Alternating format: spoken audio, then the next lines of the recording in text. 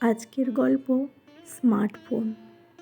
আমার স্ত্রী primary teacher. রাতে ডিনারের শেষে আমার স্ত্রী ক্লাস 1-এর খাতা দেখছিল।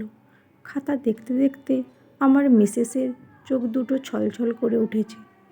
আমি কাছেই বসে টিভি দেখছিলাম। মিসেসের দিকে নজর যাওয়াতে দেখি আমার স্ত্রী চোখের জল মুছছে। আমি অবাক হয়ে জিজ্ঞাসা করলাম, কি হয়েছে, কাঁদছো কেন? আমার মিসেস বলল, ক্লাস 1-এর পরীক্ষার এক রচনা এসেছে, মাই হুইস। তো কাঁদার কি হলো? সব খাতাগুলো দেখলাম, সবাই ভালো লিখেছে। তো একজনের খাতা দেখে আর নিজেকে সামলাতে পারলাম না, চোখ দুটো জলে ভরে উঠল। আচ্ছা বলো, কি লিখেছে ওই বেবি? মিসেস রচনা পড়তে শুরু করলো। আমার ইচ্ছা আমি স্মার্টফোন হব।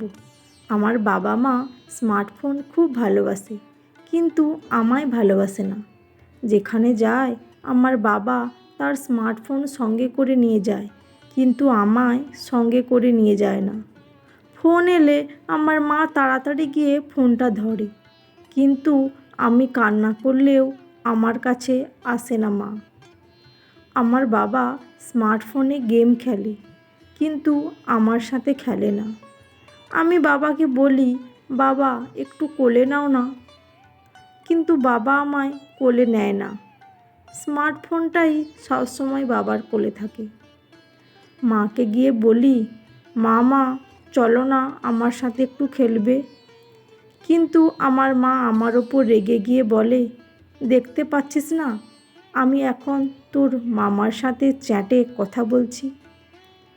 আমার বাবা মা রোজ স্মার্টফোনটাকে যত্ন করে মোছামুছি করে, কিন্তু আমায় একটুও আদর করে না। আমার মা যখন বাবার সাথে ফোনে কথা বলে, তখন মা স্মার্টফোনে বাবাকে চুমু দেয়, কিন্তু আমায় একদিনও চুমু দেয়নি মা। আমার বাবা মাথার কাছে স্মার্টফোন নিয়ে ঘুমায়, কিন্তু আমায় কোনো দিনও জড়িয়ে ধরে ঘুমায় না। আমার মা রোজ 4-5 বার স্মার্টফোনটিকে চার্জ দেয়, কিন্তু মাঝে মাঝে আমার খাবার দিতেই ভুলে যায় মা। কিন্তু স্মার্টফোনটিকে চার্জ দিতে কখনো ভোলে না আমার মা। তাই আমি স্মার্টফোন হব। আমার ইচ্ছা স্মার্টফোন হয়ে বাবা মায়ের সাথে সবসময় থাকব। স্ত্রীর মুখে লেখাটি শোনার পর আমি খুব ইমোশনাল হয়ে পড়লাম। স্ত্রীকে জিজ্ঞাসা করলাম, কে লিখেছে এই রচনাটি? আমাদের সন্তান।